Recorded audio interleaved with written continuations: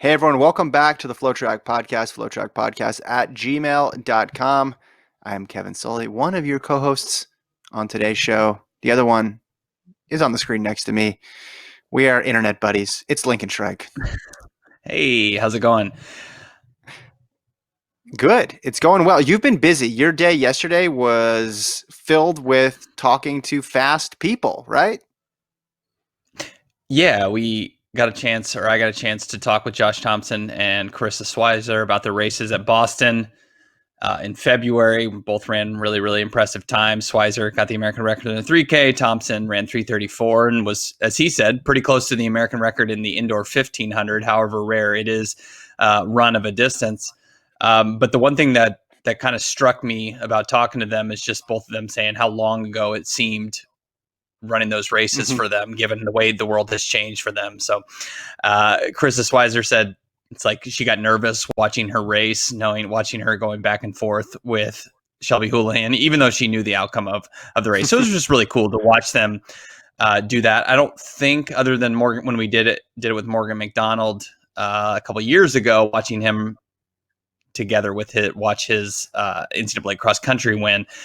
Other than that, I don't think I'd ever done that with an athlete. So it was cool to see them react and kind of watch the smiles come up as they saw certain moments. And you know, Carissa Schweizer said she had watched the race a couple times, but it had been a while, and so seeing it back, I think was a unique experience for her, seeing all the back and forth between her and Shelby Houlihan. So yeah, it was a lot of fun.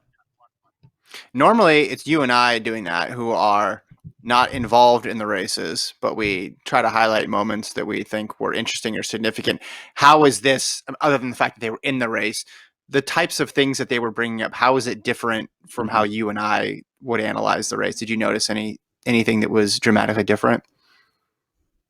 Well, obviously, you get insight into what the game plan was specifically from the coach. And, you know, I was talking to Chris Schweizer about, we're seeing Jerry Schumacher on the side saying, calm down the pace. And she's saying, you know, I could feel the pace is really, really fast. So I understand why he's doing that. But at the same time, you know, you're watching and it's not necessarily, you know, you can remember back your time as an athlete, even if you weren't even close to the level of these specific ones that we're highlighting.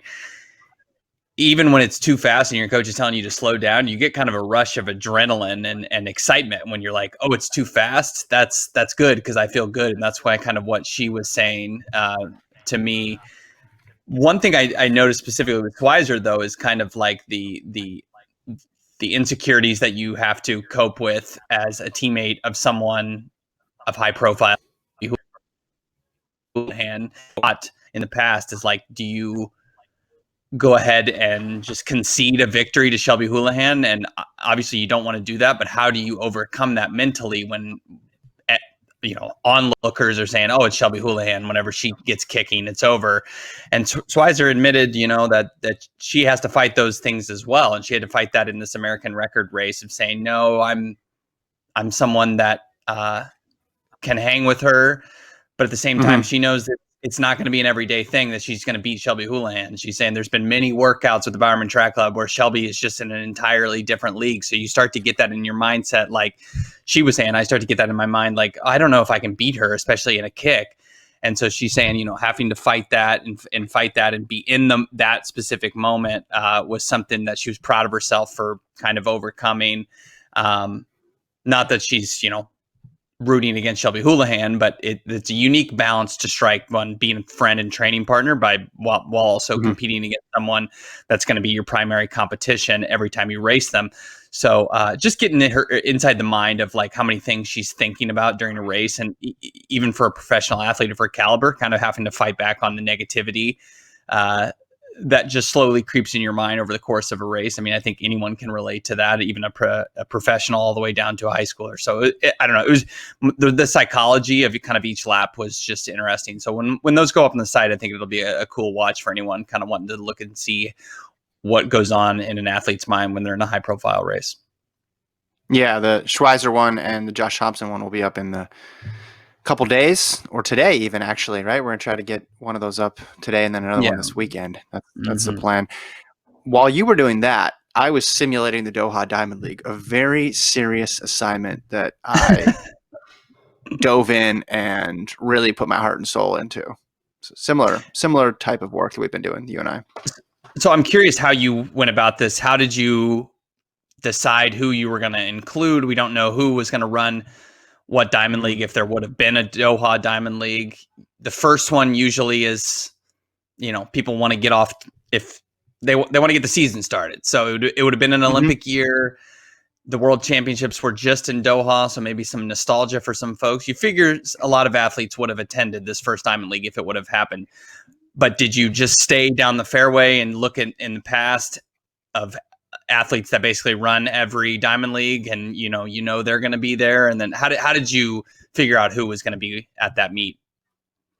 Well, there's been over 20 Doha Diamond Leagues. So what I did was I looked at the past results, who showed up from what country. I did a quick regression analysis to extrapolate their world ranking. No, I made the whole thing up. Of course I made it up. Okay. Come on, Lincoln. Okay, cool. Well, okay, cool. So they had announced some people, right? So obviously Mutaz was gonna high jump actually the day before. He was gonna do a street high jump. That's where the high jump was gonna be at the Qatar Cultural Center, which you and I never went to, despite being in Doha for 2 weeks. We did not get the Qatar Cultural Center. I was hoping it was going to be, I had to Google this. I was hoping that it was going to be at the same spot where the marathon was, in front of that shrine platform, the Princely Palace, as the Princely those Palace, security the guards. Corniche. Yeah. The Corniche, yeah. But it's a different part of town. So Mutaz is in. Kovacs v. Krauser was already set. Anderson Peters was going to throw the jab. Obiri was committed.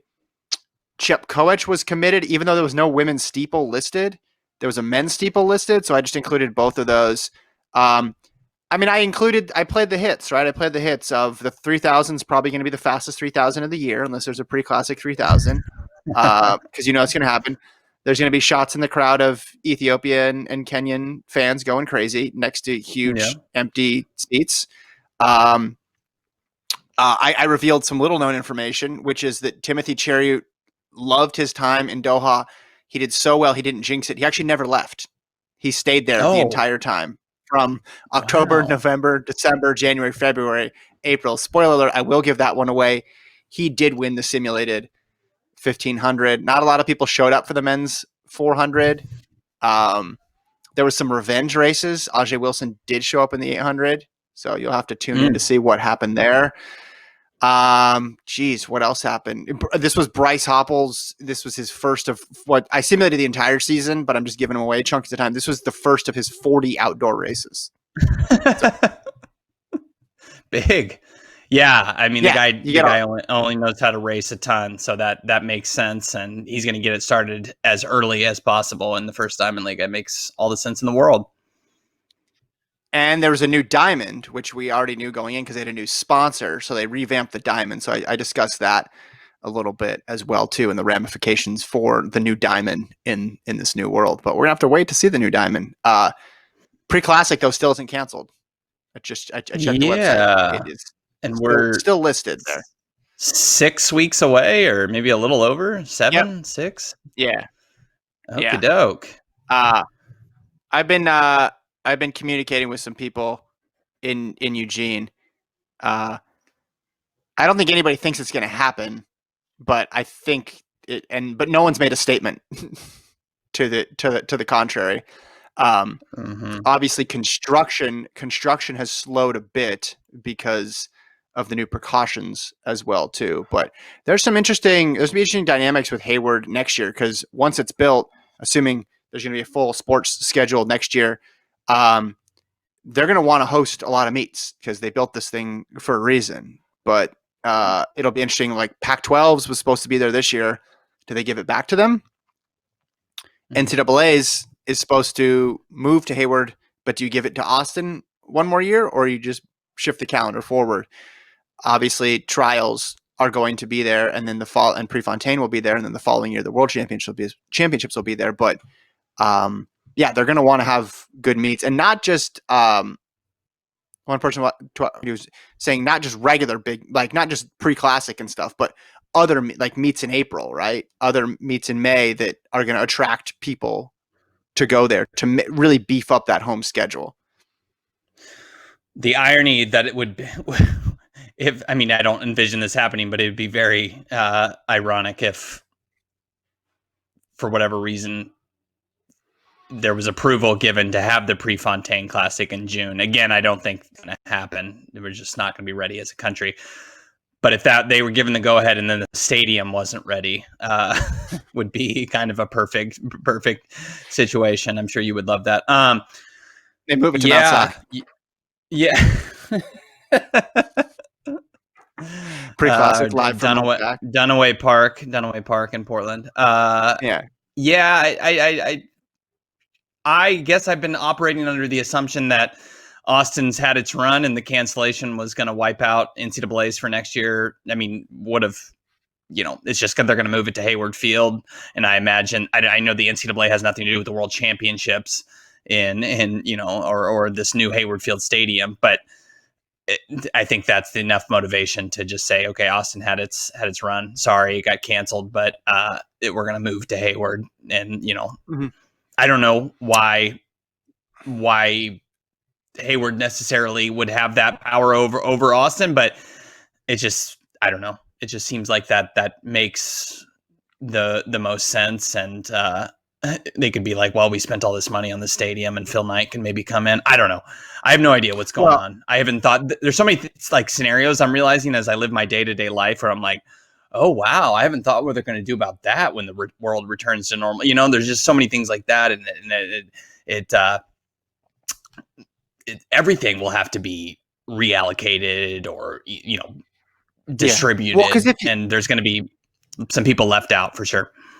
If you use that same precedent of just pushing it forward, then that would mean Pac-12 wouldn't be there. But I mean, it's different entities that are deciding that. Maybe the Pac-12 conference will come together and be like, hey, Hayward's ready to roll. They want to get this meet going. I wanted to touch on some news topics, and one of them, because we've been doing a lot of one-off episodes this week, but there has been some news, and one of them was that Seb Coe said that there could be an abbreviated outdoor season that would go from August to October. He said to The Independent, quote, "We know that different countries are at different stages of managing this pandemic, so we're trying to give a structure." I saw that come across Ray Flynn, the agent's Twitter feed. So August to October there, which I guess isn't completely outside their own possibility. The question is, how many months will athletes have had to train? How many athletes are going to be willing to travel?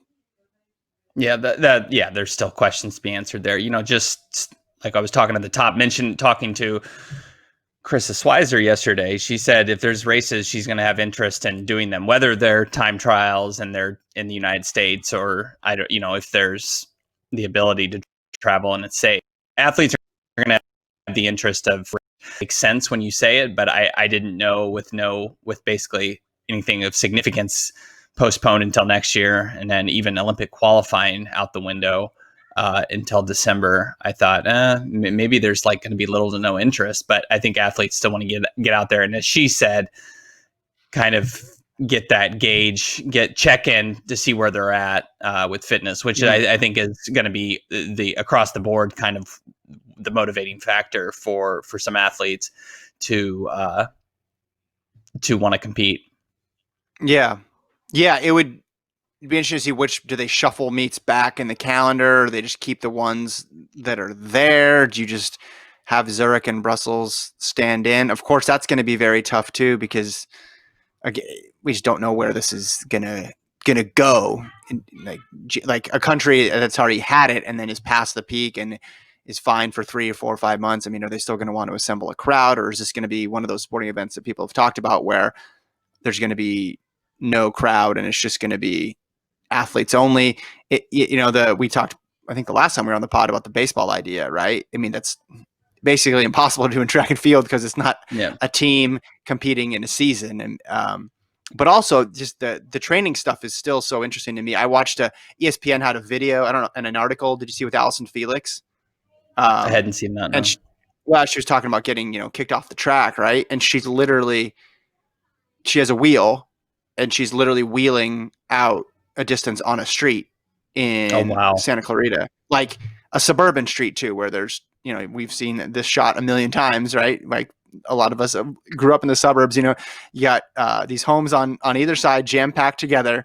and then cars on both sides parked, and then there's some in the driveway as well too. But it's like, she's running in the middle of this street, and I'm just thinking, well, sure she can get some work in, and sure she could stay in fitness, but this is Allison Felix. Like, she's gonna want to put spikes on. She's gonna, like, she's not just jumping into the all comers summer classic, right? At West LA College or at Hayward Field. Like, she's gonna try to jump into a Diamond League. Like, she'd probably want to put the spikes on a bit first, but that's like where she's training. So it's hard to envision a Diamond League with the majority of the countries competing until they're at least able to train at a facility for a month or two, right? I mean, like you're just coming off of base phase at that point. That just seems really tough. Yeah, you're hearing, I think other media talk about baseball saying, could you just start the season with no, truncated spring training? Could you just go straight into the season? And people are pushing back and saying, well, the pitchers, no, they need time to get ready, get their arms ready. And I kind of find myself listening to that. I'm thinking, like, come on, like, no, they'll be ready to go. It's your job to get ready to go. And then I think of the track and field example where we're going to try to put Allison Felix in a 400 when she hasn't put on spikes in 6 months. And then I kind of understand a little bit more. But on a side note, if anyone lives in Allison Felix's neighborhood and has a camera and she's willing to let you record a Main Street Workout Wednesday, we'll take that. Yeah, it looked like something I would do. Like, I'm doing strides after a run in high school. Like, that's what it reminded me of. Like, it was very, and I mean, they're still getting out they talked about getting down to San Vicente Boulevard, which is a popular place for them to train. Bobby Kersey's been going there for years, but those are her distance workouts. Those are her endurance workouts. Like, I mean, even if you find a nice grass field and put on some spikes, if you want to do that, I mean, you're not getting in blocks, right? Yeah. And it's just, there's so much injury risk, and there's so much on the line coming up in the next Olympics. So I think they're going to be really prepared. You talked about baseball players getting ready. How about this? I read this. Giannis doesn't have a hoop. Doesn't have access to a hoop. When's the last time Giannis has gone 4 weeks without shooting a basketball in his entire life? It's probably been a while. Can he order one from, like, I don't know, who makes Spalding? Does Spalding make basketball? I mean, I remember when I got a basketball at my house. Okay. I think he lives in an apartment complex. It's where he lives. It's not getting one delivered to him. He lives like in a high-rise apartment complex. Is I think what I gathered. Well, let me riddle me this. I just moved into a house during this pandemic. I think Giannis could purchase a home right now. Listen, I feel sympathy for everyone. He can come over. Homes? He can fly into it's the market inefficiency. That's how the Bucks are going to win the title. It all depends on him deciding to make a real estate purchase right now, so he can get a Spalding hoop to get put up in his driveway. My point being, it's like, it's not like, they're good to go back to playing basketball. We can start the games tomorrow. Yeah. They're gonna need time to get ready. He hasn't shot a ball. Like, what if we come back and, like, the Pistons are going to be the NBA champions because they're the only ones who paid attention during they all happen to have hoops. Man, your Bulls make a late run. You're zagging. I don't think they've been eliminated yet. I don't think they've been eliminated. I'm just kidding. Actually, I don't know that to be true. It's hard to remember how long ago everything was. I think the Bulls can safely say they've been eliminated. Would like sprint time, maybe, and distance times and field events, presumably would, like, they bring it back, and, like, the first meet is just, like, embarrassing. The women's 200 gets one in 24 seconds, and the men's the men's 1500 is like 3:55. Like, I don't imagine everyone's that out of shape, but no. Seriously though, like an injury risk type of a situation though. You bring this back, and, like, what is the motivation? And I think a point you highlighted was good. Everyone immediately, when this quarantine kind of worldwide set in, everyone was like, ooh, this is advantageous for those athletes that were, trying to come back from injury, or, someone like Allison Felix who had a child in 2018, and, last year was her kind of start to the comeback. Oh, this gives her more time. I don't think these late phase career athletes, this helps them. They only have a few efforts left in them. Not a few, but, this pushing the calendar back, I think, makes it harder. I think Allison Felix is an example of that, and plenty of other Well, athletes she like could Wade be an Van Niekerk. well, she could be an Yeah, exception though because she was still coming back into form after sure. But if childbirth. she's But training on the roads, I don't. yeah, That's not good for someone who has as much mileage on her body, as many races as she does. I mhm. imagine. Now, I mean, I'm just hypothesizing. I don't know. That's all we do anymore is just like make random guesses, and so I don't know. Maybe Yeah. it's neutral, I but just think here here's what I base this off of. Think about a regular non-championship year, and this is a non-championship year now. Think about how low the turnout is. Then compound that with the fact that you're doing a late season and it's going to be a quick turnaround to 2021 because the trials, right, and the Olympics are in the earlier, July, end of July, early August for the Olympics, and then obviously in June for those trials. Uh, what are the I mean, if there are no, now they might change this. If you can't chase standards, right, or other Mhm. things like that, like what are the incentives to compete? Um, the risk of obviously getting sick would still exist. International travel would still seem precarious. It's tough. Now there's a long way to go before then, and think how much the world has changed in just a month, 2 months. It's crazy. So we don't know where it's going to be, but I just think if we take something that we do know and we eliminate the hypothesizing a little bit of just like how many people race in non-championship years, and some people do. Some people take full Yeah. advantage of it and race a ton, but in a whole, we see watered down fields generally. Yep. Yeah. I And maybe if there's and only two meets, they all run them because there's only two, so you can't water them down. It's not spread out over a season. Sure. Maybe they all run. Yeah. But I mean, what about I mean, every other day on Twitter, I see something. Oh, a new Harvard study come out and say we may have to social distance through 2022. Like, doesn't this all just seem 2035. just? It seems quite ambitious just to be. I know we've been like, oh, absolutely, everything will be back by the fall. We'll be good to go. And then the scientists are over here knocking on the door and saying, Hmm. probably not. I mean, maybe we can do no crowds and uh, Yeah. I think I, I just don't know. I think what's an interesting thing to look at, because a lot of it, you're right, we don't know, right? But Yeah. like, looking at the other sport proposals and seeing how they could apply to track and field, right? So golf, obviously, the athletes can say completely separate from themselves, so you can put that in a different category. Track can't do that, right? There's this Mhm. enormous space in golf. Basketball, baseball, the other team sports, they could potentially create that system where they're just staying in these empty hotels. They're not leaving. They're seeing their family and their team, and that's it. And they've got testing ramped up to the point where they can make sure they're monitoring people. Now, can you apply some of those things to track? That's where it's going to be really difficult. Maybe you can say, because it's 50 people, right, that one event comes on and then they just leave the venue and then another event comes in. But Jeez. just thinking about, think about how they're going to get there, right? The officials that you need. Like there's Yeah. a lot of people involved in track and field to put on a meet, right? Like a basketball game needs one, two, is it three officials? And then I'm guessing they have replacement ones in case they get hurt, right?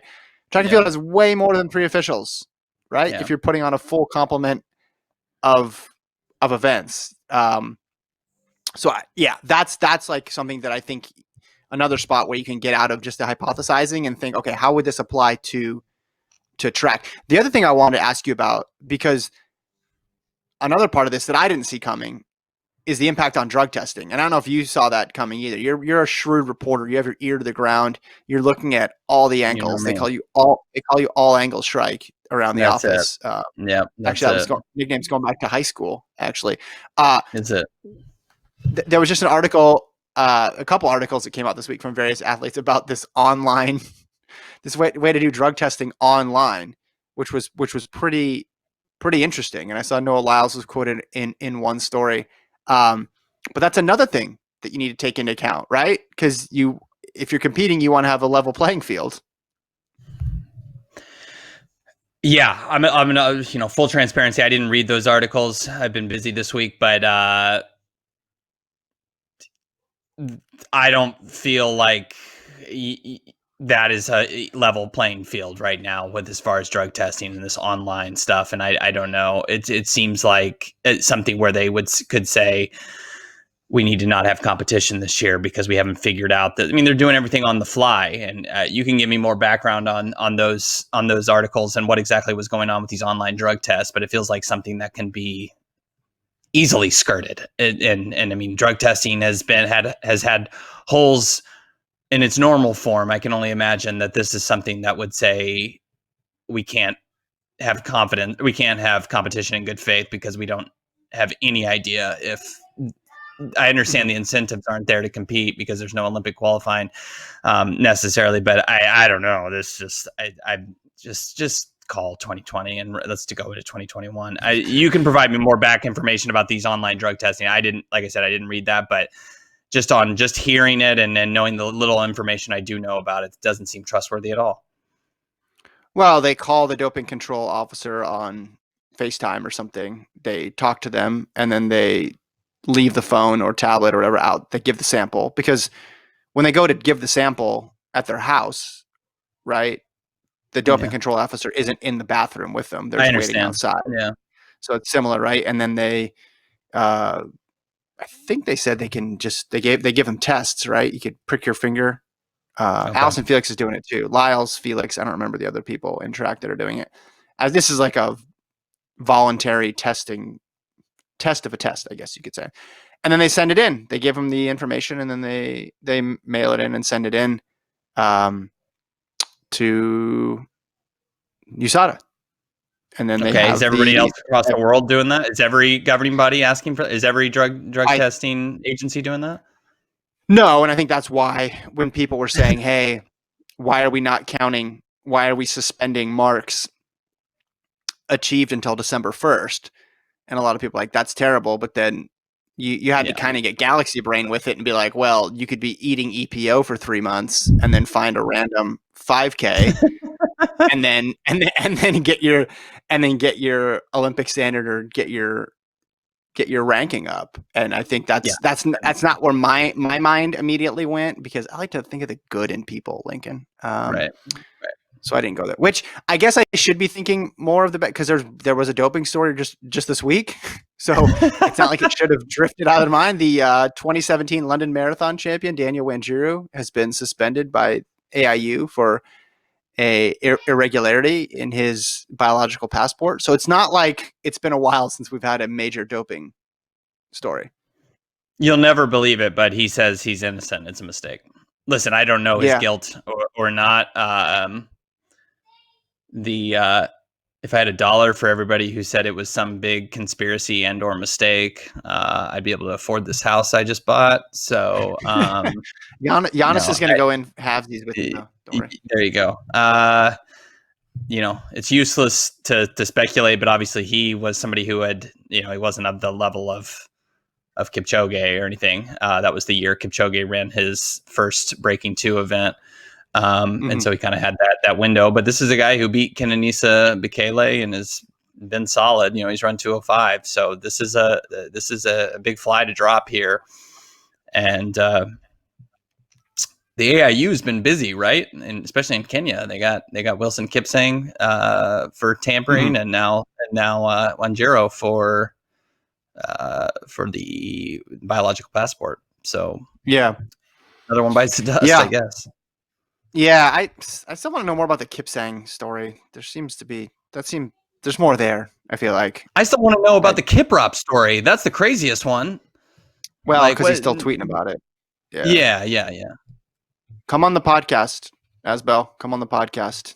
We will we will definitely Kevin.Sully at flowsports.tv or Lincoln.Shrike. Yeah. Actually, what's your email address? It's confusing. People just email me. Yeah, it's Lincoln.Shrike. Here's Lincoln's Here's Lincoln's cell phone number. I'll just read it out right now. It starts with a 1. Okay. Another story I wanted to get to before we read some email. You wrote last night about Alicia Monson turning pro. Yeah, I think the consensus online was she was the first 2020 NCAA track and field athlete to sign. If if we had told her or really anyone that she would be signing with an agency on April 16th, I think we would have been like, what in the world happened? To which she stopped her senior outdoor season in the middle of the year to sign. No, this was precipitated by Wisconsin kind of making the surprising call to not honor the NCAA's extra season of eligibility that they granted in the wake of spring cancellations. And she was quoted in an article in a local paper saying, well, it kind of made this decision easy. So she signs with Total. She doesn't have a shoe sponsor yet. I'm wondering if this kind of, you kind of read the tea leaves. I have no idea. I'm not reporting this, as they would say, but, signing with Total, Stephen Haas is there. Stephen Haas has an Under Armour deal of some sort, and Wisconsin was an Under Armour school. Morgan McDonald signed with Under Armour. I don't know. I obviously have no idea if that's going to be the situation. But if we're trying to game out which brand she's going to go with, I think the odds-on favorite at this point would have to be Under Armour. Are you trying to game out which brand she's trying to sign with, Lincoln? There's not a ton else to do right now. And who really cares? As you like to say, there's been 3 or 4 major significant brand signings in like the last decade in American track and field. So it doesn't really matter. But when you have so little news, it's fun to speculate. Do you think, let's speculate some more here because we have time. Now, her situation, it was forced, but do you think we're going to see more people make this decision just because there's so much uncertainty about the world right now? Yeah, I think absolutely. I do. I think you look at other sports, and I don't know. It seems like particularly in baseball, they always say, when one person opens the door a crack, it's going to bust the door open eventually for everybody else. So I think even though she hasn't signed a contract yet, as far as somebody that's going to be paying her, I do think we're going to start to see. I don't know when and if, but the Danny Jones, Joe Klecker, maybe Devin Dixon, all names like that, Tyler Day, we'll start to see more of this become a trend. I know that their brands are still worried about their bottom line, and so I don't know how that will change. But I think athletes signing with agents will start to become more and more common now that one big name has done it. Mm-hmm. Oliver Hoare too. I guess the option is like you'd go and do a grad transfer year at some other school, or if you're, they've both won NCAA titles. They've achieved a lot already in their collegiate careers, and the thought of like going somewhere different and having to go enroll in school somewhere different, that seems like a big burden at this point in their lives. Well, and you don't even know if you're going to be, you don't even know if you're going to be able to go to campus in August. I think we're all assuming, but yeah, you want to transfer. Does Oliver Hoare want to transfer to, I don't know, Washington, and then be like, okay, I'm moving. Am I moving to Seattle? Am I taking courses online? You just don't know. There's so much uncertainty that I think you take the sure bet and you say, I'm going to turn professional. Particularly for someone like him, and obviously with Monson, when you don't have your current school to fall back on, and a grad school program there to where you can still compete, that makes the decision, as she said, quite easy. Am I running in the meet or am I running in the virtual meet? I don't know what I'm doing. I'm in a different city. Yeah, it allows her to start making a living off of something she's very good at. Right. What is tough is for athletes who aren't at the tier of Monson, but who wanted to use that extra year, and now they can't. That's tough. That's obviously tough for them, because then they have to make the decision of, do I just give up this last year, or do I try to make it work at some other school? Good runners, maybe All-American caliber runners, but ones who aren't going to be getting a shoe contract, a deal right now. Yeah. Can I just bring up a complete aside that I was just thinking of? I assume I can. We're just riffing here at this point, but this is 50% your podcast. Well, I guess 33.33% your podcast. So last night I was listening to your guys' episode on potential running movies, and was very entertained at how different of people you and Gordon are. And I laughed a little bit in the middle of doing dishes when you brought up a potential Kathy Freeman movie, and Gordon responded, "Where's the drama?" That just killed me. I just, where's the drama? Yeah, I don't know, man. You're right. No good story there. I don't know. That's it. I mean, I know maybe he wasn't as familiar with her like personal story, which I get that. Like I know he's younger than you and maybe not as good of a track historian back into the 2000s, early 2000s or 2000 itself as me. But I just that was pretty awesome. I just like, Did you know her story?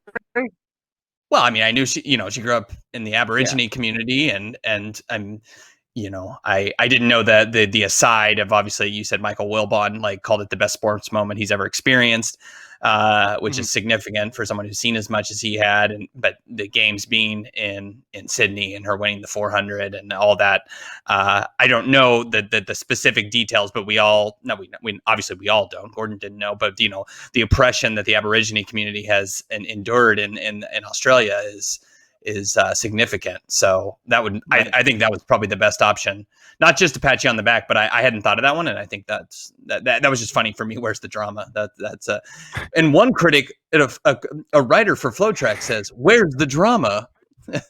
2 stars. My family lived in Australia for 4 years, and this was right after I was born, so I was too young to know about it. So this was in the 80s.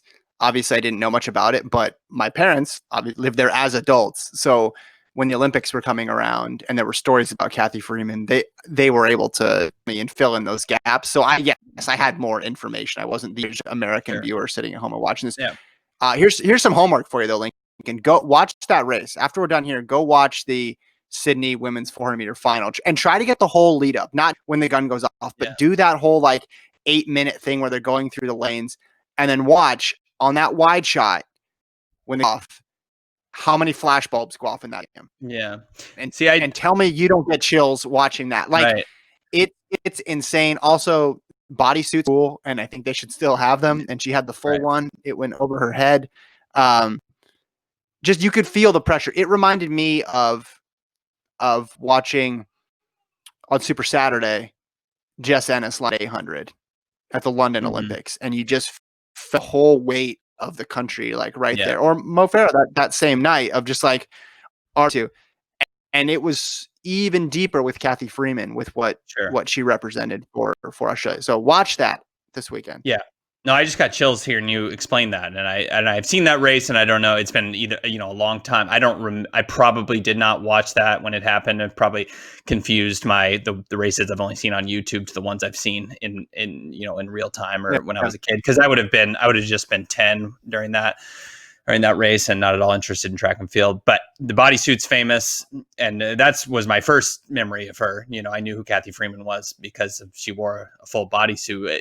Was that just a Nike thing? Why did she wear that? I forget that. Reason. It was supposed to be aerodynamic. It was Marion Jones wore a while too. There were some Nike athletes, and they had done some technology. Like there's this whole feeling. It's like a completely separate episode, but if you consumed the Olympics back the way the majority of Americans did, and probably majority of people all across the world do, of just like, okay, I'm going to tune into this once every 4 years TV show. It's about triumphs, but it's also about like not screwing up on a huge stage. Yeah. And like gymnastics and figure skating embody that, because literally it's just like, I don't know anything about it when I'm watching it, but all I know, if they fall in figure skating, oh, that's bad. Yeah. if they fall in gymnastics, it's bad. But it's the same thing with track. It was always like, this person is the favorite, and if they can't do it, they're letting down this huge country. And here's this backstory that's going to make you cry before they start. And it was almost just like relief when they won, as opposed to like excitement or being like thrilled that they did it. And that, for me, consuming that with Kathy Freeman, just like it took a lot for a non-American to be like the lead story in an event and to get people rooting for them. This is early 2000s. Like we didn't just have the same amount of information. Like we weren't watching Kathy Freeman Workout Wednesday, and you weren't following her on Instagram. You didn't know who she was training with or anything like that. It was just like, well, she's Australian and we're cheering for the people in the red, white, and blue. But no, not with her. Like with her, once you saw your story, you're like, okay. And this was, I was 16 years old, but it was like the impressionable portion of me was like, no, like she needs to win. She has to do this it's in Sydney. Like this needs to happen. This is perfect. Like you're rooting for um, to pull that off. But we got other movie recommendations. Here's one from an email from Jeff. He runs through a bunch of them, but he says, I know it was made for TV movie, but has more potential. Gail Devers, her rise as a star athlete to be almost destroyed by developing Graves' disease, almost losing her feet, recovering and winning gold in Barcelona. And then obviously there was the infamous hurdle fall. Also, the hurdle flat double. I mean, Grant Holloway's done it now indoors, but like at the Olympic level, that's kind of nuts if you think about it. That's crazy. Yeah. Lopez Lemong, we got a couple for him. The Lost Boy. He's written a book. Obviously, that would be good. Yeah, I don't know where do you put the Paul Chelimo feud in there? Is that how much playtime does that get? Do we have someone dressed up like a cheetah and a lion? I'm just kidding. That's the weird montage in the middle of like him walking through like airport and getting mobbed by paparazzi. Yeah. Caitlyn Jenner story. Obviously, that would be. I can't believe that hasn't been made yet. That's in some form or fashion. 1968 Olympics, entitled Black Power. Obviously, Tommy Smith and John Carlos. Billy Mills story. So Billy Mills has a movie, Running Brave. It's very old though. Catherine Switzer in the Boston Marathon, the first woman to finish the Boston Marathon. That might be interesting too. Yeah. And Jeff also says, not so much about track and field, but the sort of Atlanta getting the 96 Olympics. The whole bidding process would be an interesting story like Draft Day, but maybe in the style of Big Short. And also, once a runner, of course, LOL, he adds. Are you a big once a runner guy? Not really. I thought it was overcooked. I mean, I think that's the point of it, right? But I don't know. They lost me on the Depends whole. At what age? Yeah, they lost me. What 400? Yeah, it's just like, and then he kept going. It's just like, dude, like everyone knows like 25 400s is like the absolute max. Like you can do that, and then by like 20, you're like you've forgotten your name, and like you're so sick. And you're vomiting in between each one. So the idea of doing like 3 times that is just preposterous. I know it's a fiction book, but it's just like and maybe that makes it a good read because everyone remembers that workout from the book. But maybe it could be done into a good movie. I just don't think there's enough. Maybe you can buoy it with a good romance story. Like you had your idea if the El Rouge story didn't have enough, we could have a nice romance story peppered in there. But I don't see Once a Runner being capable. But I think if it certainly makes for fun fodder these days, though, something we can make fun of. And knowing everyone's read it, I mean, it serves its purpose in the track and field canon. It makes more sense as a movie when you realize, or a book, when you realize it's actually the Jim Walmsley origin story. Yeah, except it's a 75-mile repeats or whatever it was, 60-mile repeats. It's I think read that book. It's one of those where if you read it, when you're like, hey, like, I don't know. I read it when I was too young, and then I probably read it when I was too old. Like I missed it on like both sides, but I had more when I was too old because I wasn't taking it as literally, I guess, as you were. But yeah, if you haven't read this book, just imagine this basically in some forms the Steve Prefontaine story, which is real, and then the Catcher in the Rye story, which is not real. Just smash those two together to me, and that's basically what it is. Both of those. Yeah, I like both of those. So I guess this was in my wheelhouse. Yeah. Kevin wrote in, he says, I can't believe no one mentioned Lopez Lemong. The book Running for My Life pretty much lays out the outline. Child soldier, recruit to refugee camp to U.S. Olympian, then everything he's done since, including a feud with Paul Chelimo. There we go. You and Kevin are on the same wavelength here. We also got one here from, this one's from Brian. He's a frequent emailer to the House of Run, a.k.a. Brian the emailer, formerly from Raleigh, but now from Pennsylvania. He takes exception with our top 8 Bowerman Schumacher coached athlete moments. He said there were notable snubs. Oh, okay. You ready? Yeah, let's hear it. Yes. He says, if you're going to mention Woody Kincaid's 12:58 time profile, you should probably mention Solinsky's 1255, 1256, or Yeah. 1258, or Yeah, Teg's that's recency 1258. bias. That's recency bias. Well, that's Sorry. the title of his email is literally recency bias. Yeah. So good job.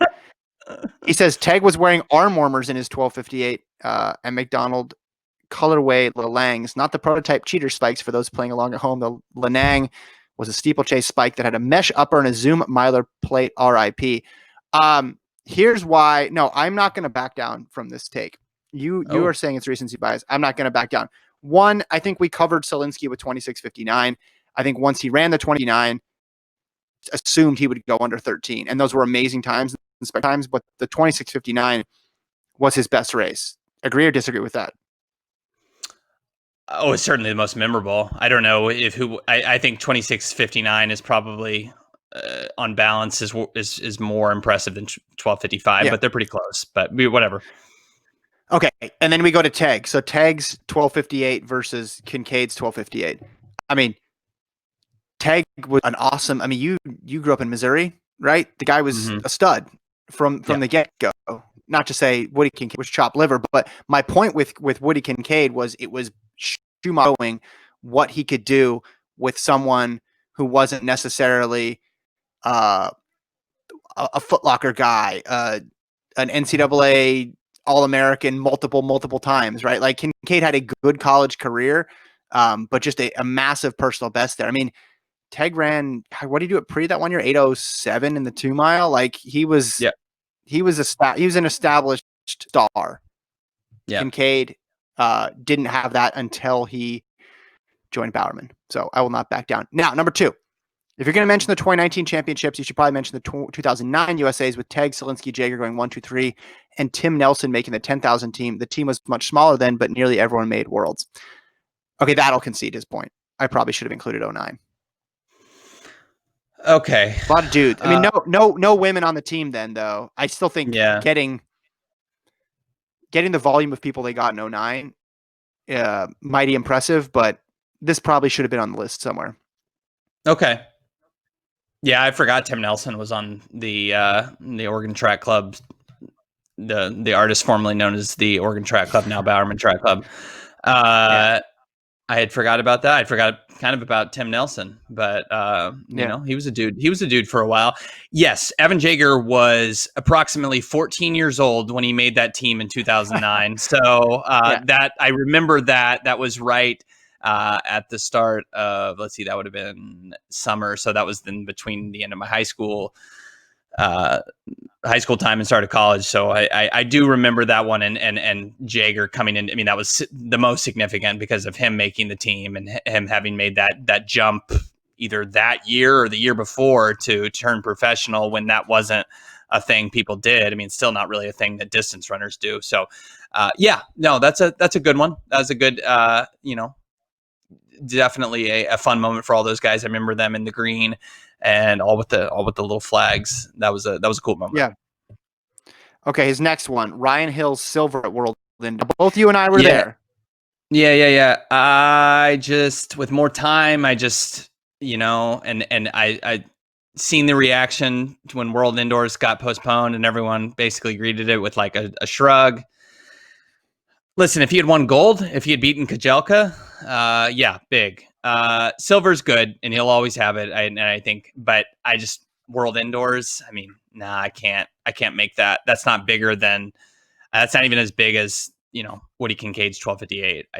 I couldn't give it too much weight. It's indoors.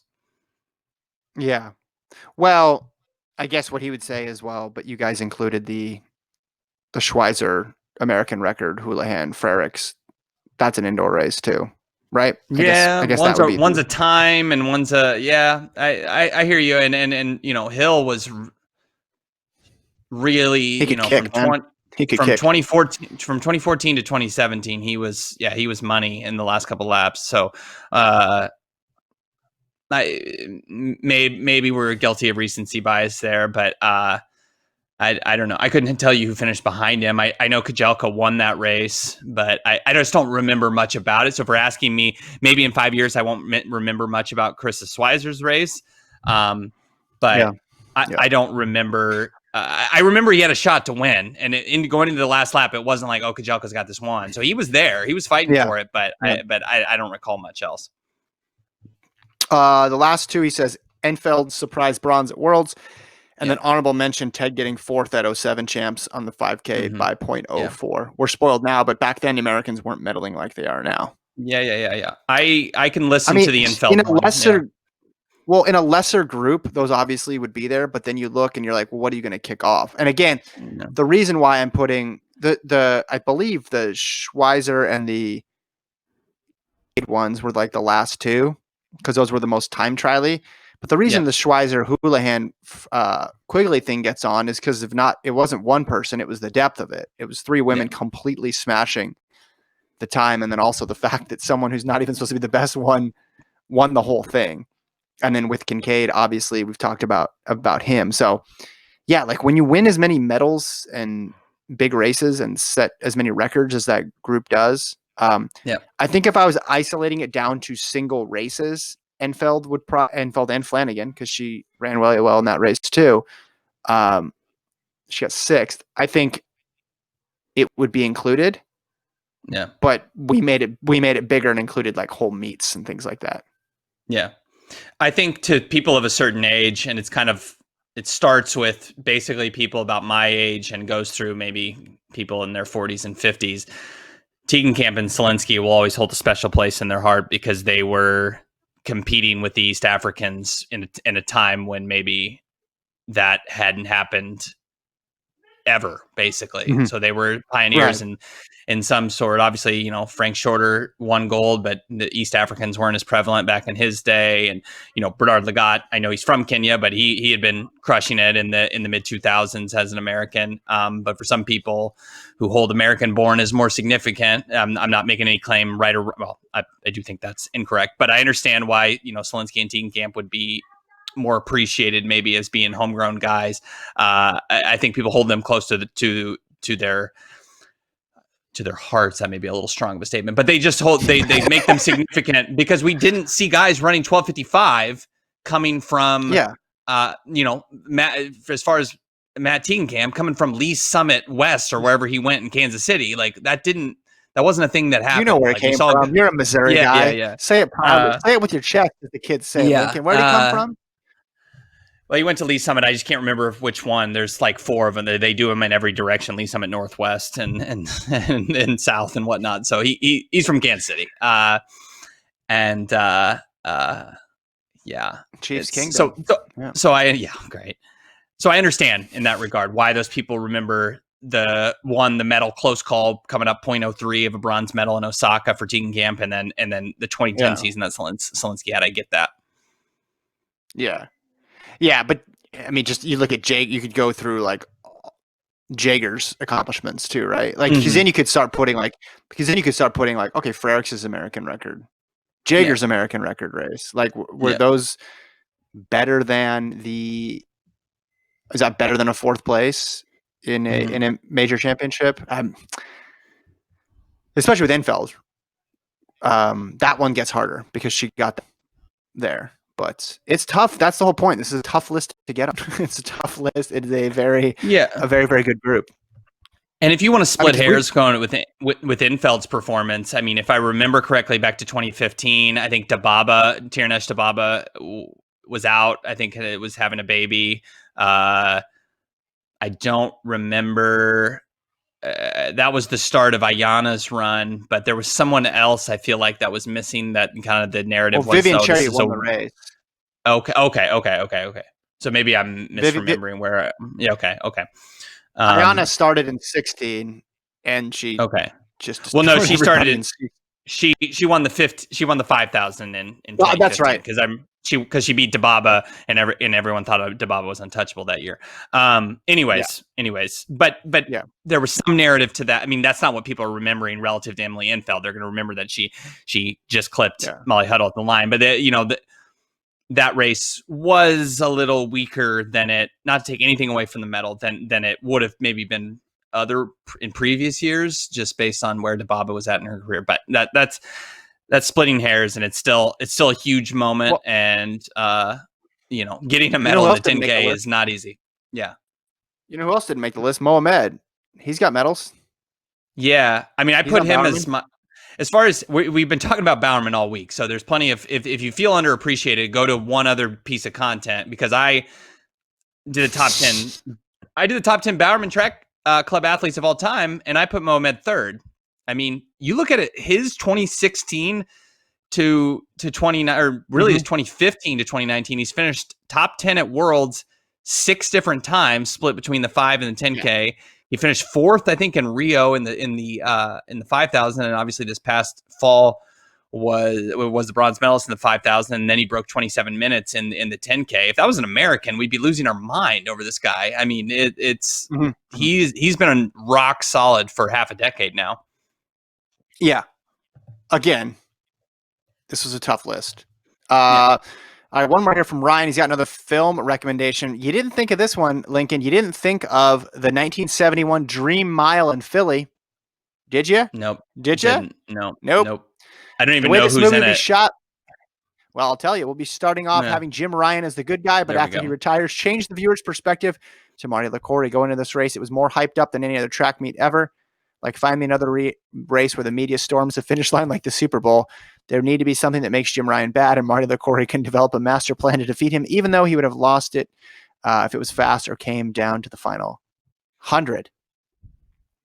Yeah, I mean, races about the mile are always going to be captivating. I think they have a leg up.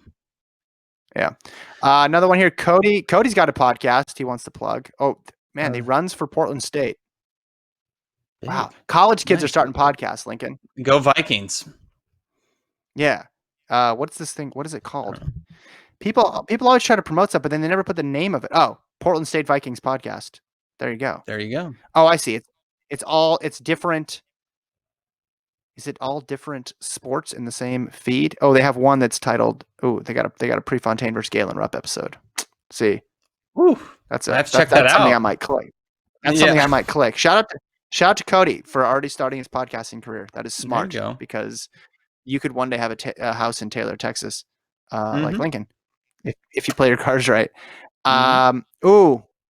This is Jeff sent another good one about things that don't make sense, but it's a longer topic. We can save that one for later. He's asking about distances in college. Building off of your and Gordon's interesting debate about things that don't make sense in track and field. So. I won't get into that now. There's plenty. There's plenty. Like, who decide the weight of a javelin? I mean, what is that? Doesn't make any sense. No, I'm just kidding. That was one of those. I decided that in the 4 minutes before we started recording to the topic, because Gordon has taken. He's been busy doing other stuff. He's taken to. We show up on the screen here, and he said, "All right, what are we talking about?" And I'm like, boom, okay, let's go. And so, luckily, the man can talk for a while. So, but I think we've been figuring out some good topics. We got to keep the momentum rolling, though, as we continue the months in quarantine. Yeah. It was interesting. What's fascinating of the common thread there on the women's side of things is whatever is set in high school carries through all the way to college and then the pros, whereas the men see like an increase, be it in hurdle height or weights of throwing implements, right? Like it's and I can do with age of development, but it is interesting to think like the weight of the women's shot put for a 15-year-old high school female is the same as it is for Valerie Adams.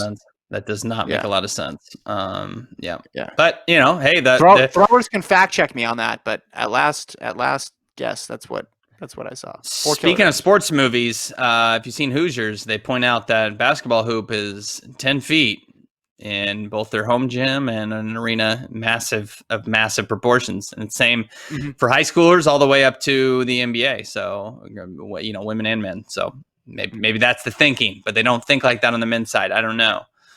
I'm going to start a movement. Me and Ryan Krause are going to start a movement to lighten the men's shot put. So just chucking it all over the stadium. Yeah. Just going to throw it overhand. Enough. Yes. Yeah. All right.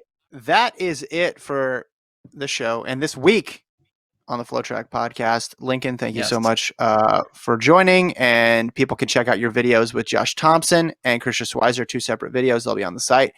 Thank you to our super producer, Alon, who makes this show possible. We will talk to you guys on Monday.